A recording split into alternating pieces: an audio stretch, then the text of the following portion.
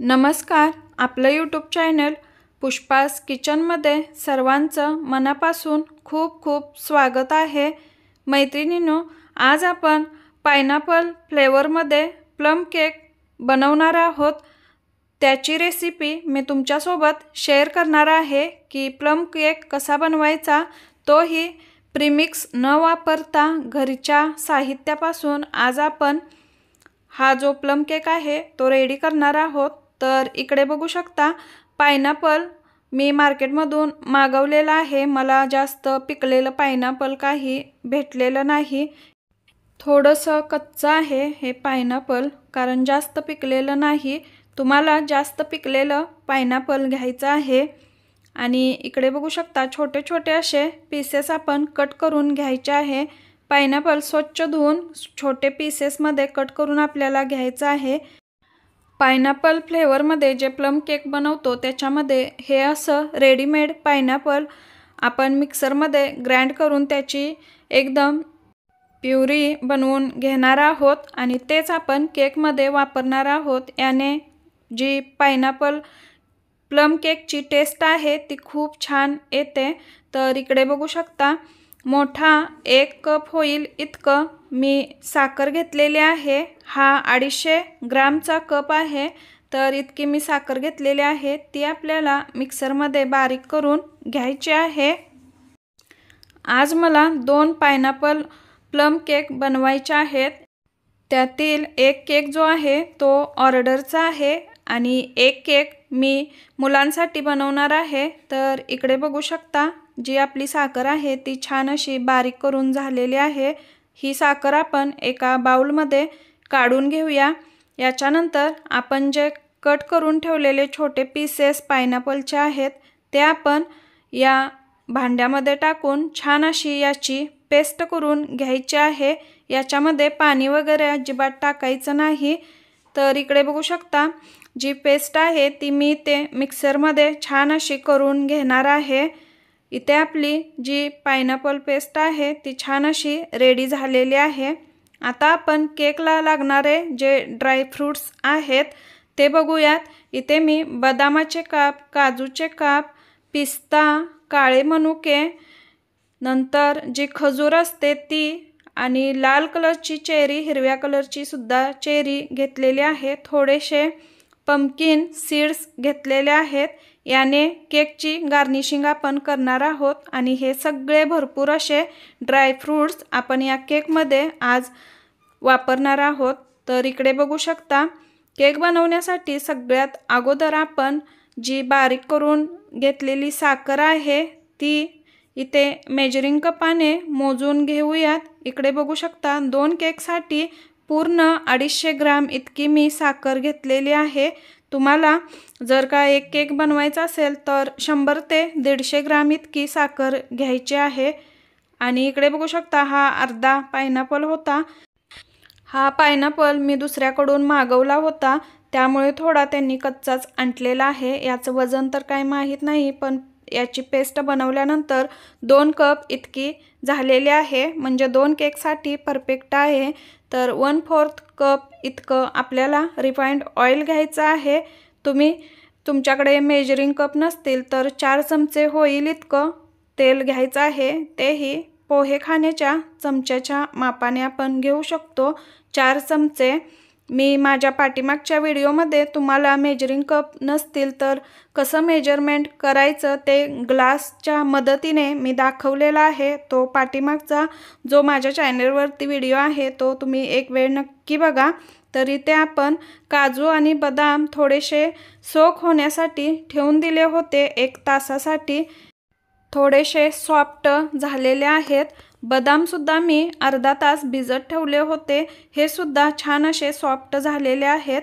काळे मनुके, पांढरे मनुके, काजू, बदामाचे काप आणि खजुराचे कापसुद्धा मी यामध्ये टाकलेले आहेत. सोबतच फ्रुटीसुद्धा टाकायचे आहे. छान असं हे जे बॅटर आहे ते आपल्याला मिक्स करून घ्यायचं आहे. हे पंपकिन सीड्स आपण वरून गार्निशिंगसाठी वापरणार आहोत. तर इथे पायनॅपल इमल्शन मी घेतलेला आहे. याने केकला अजून थोडी छान टेस्ट आणि कलर येणार आहे. तुमच्याकडे हे इमल्शन नसेल तर तुम्ही पिवळा रंग वापरून हे बॅटर रेडी करू शकता। याने खूप छान असा कलर येतो। तर इकडे बघू शकता जे ड्रायफ्रूट्स आहेत ते छान असे मिक्स करून इथे झालेले आहेत। साखर आणि जी पायनॅपलची पेस्ट होती ती सुद्धा छान मिक्स झालेली आहे। तर आता आपण इथे ड्राय इंग्रेडियंट्स घेऊयात। तर इकडे बघू शकता हा 240 ml चा कप आहे। ग्रॅमने म्हणाल तर 150 ग्रॅम इतका आहे।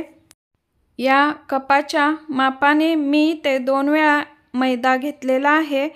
300 ग्रॅम इतका मैदा झालेला आहे। या केकची टेस्ट वाढवण्यासाठी अजून थोडी मी ते मिल्क पावडर अर्धा कप इतकं घेतलेलं आहे। जवळजवळ 100 ग्रॅम होईल इतकं मी मिल्क पावडर घेतलेलं आहे। कोणत्याही कंपनीचं घेऊ शकता। यानंतर आपल्याला 1 चमचा बेकिंग पावडर घ्यायचा आहे। 1 TSP हा जो स्पून आहे माझ्याकडे तो 1 TSP चा आहे। तर मी ते फुल भरून घेतलेला आहे। तुमच्याकडे हा चमचा नसेल तर अर्धा चमचा बेकिंग पावडर आणि त्याच्याहूनही अर्धा बेकिंग सोडा घ्यायचा आहे, जो आपला खायचा सोडा असतो तो। तरी ते 1 TSP स्पून मी बेकिंग पावडर घेतलेली आहे। 1/2 TSP स्पून मी ते बेकिंग सोडा घेतलेला आहे। तर इकडे बघू शकता छान असं हे जे बॅटर आहे ते आता आपण मिक्स करून घ्यायचं आहे। नेहमी जे ड्राय इंग्रेडियंट्स आहेत ते एकत्र अशा पद्धतीने चाळणीने आपल्याला चाळूनच घ्यायचे आहेत। याने काय होते, सगळे जे ड्राय इंग्रेडियंट्स आहेत ते छान असे मिक्स होतात। इकडे आपण जे बघू शकता बॅटर आहे ते रेडी करून घेतलेलं आहे। हे बॅटर बनवताना याची कन्सिस्टन्सी थोडीशी थिक असली पाहिजे। केकच्या बॅटरपेक्षा थोडीशी थिक असली पाहिजे। हे बॅटर थोडंसं जास्त थिक झालेलं आहे, तर मी इथे थोडंसं पाणी वापरलेलं आहे। तुम्ही पाण्याऐवजी दूधसुद्धा वापरू शकता। तर बघू शकता आत्ता बॅटरची जी कन्सिस्टन्सी आहे ती खूप छान अशी झालेली आहे। इथे मी 2 टीन घेणार आहे। माझ्याकडे एक 4 इंचाचा टीन आहे आणि एक 6 इंचाचा टीन आहे। तर 6 इंचाच्या टीनमध्ये कस्टमरला देण्यासाठी मी केक बनवणार आहे आणि 4 इंचाचा जो टीन आहे त्याच्यामध्ये मुलांसाठी बनवणार आहे। तर दोन्ही टीनला मी बटर पेपरनी छान असं कव्हर करून घेतलेलं आहे। यानंतर दोन्हीही टीनमध्ये हे बॅटर मी आता टाकून घेणार आहे। तर बघू शकता दोन्ही टीनमध्ये आपलं बॅटर जे आहे ते टाकून झालेलं आहे। आता आपण हे दोन्ही टीन थोडंसं टॅप करून आपल्याला घ्यायचे आहेत, जेणेकरून याच्यामध्ये एअर बबल्स जे असतात ते निघून जातील।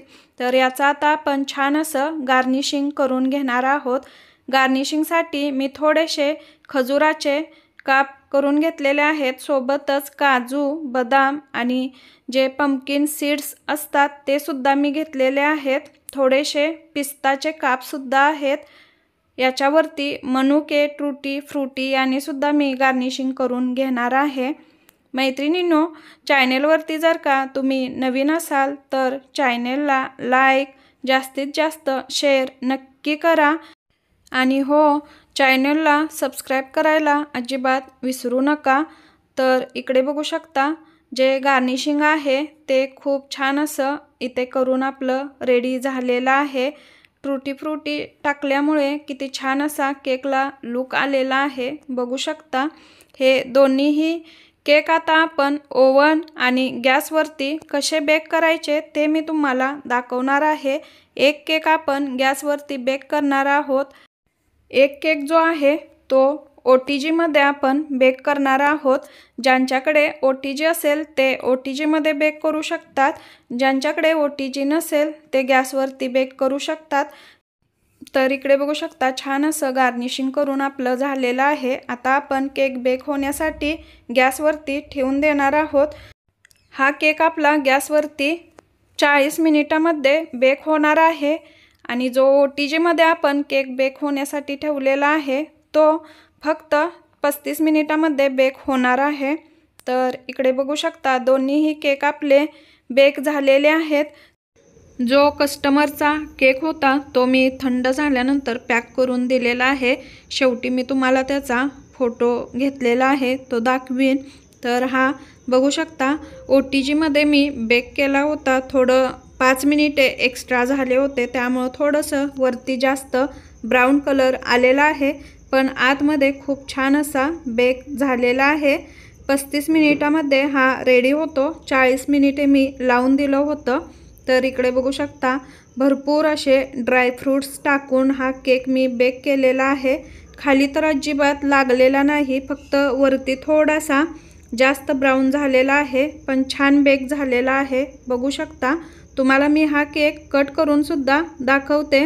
याची एक स्लाइस तुम्हाला दाखवते किती छान असा आपला हा घरातील साहित्य वापरून बनवलेला पायनॅपल ड्रायफ्रूट प्लम केक इथे बनवून रेडी झालेला आहे। खूप छान टेस्ट सुद्धा याची लागते। तर बघू शकता किती छान कलर सुद्धा आलेला आहे। जे ड्रायफ्रूट्स आपण टाकले होते ते सुद्धा सगळीकडे किती छान असे मिक्स झालेले आहेत आणि खूप छान असा केक इथे बेक झालेला आहे।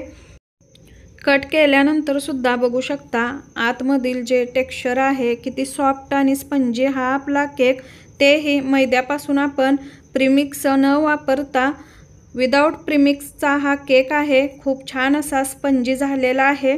तर मैत्रिणींनो, ही रेसिपी एक वेळ नक्की ट्राय करा। सोबतच ही रेसिपी तुम्हाला कशी वाटली ती कमेंट करून नक्की सांगा। चला तर मग भेटूयात लवकरच अजून एका नवीन व्हिडिओमध्ये। धन्यवाद। तर हा कस्टमरचा केक आहे, बघू शकता।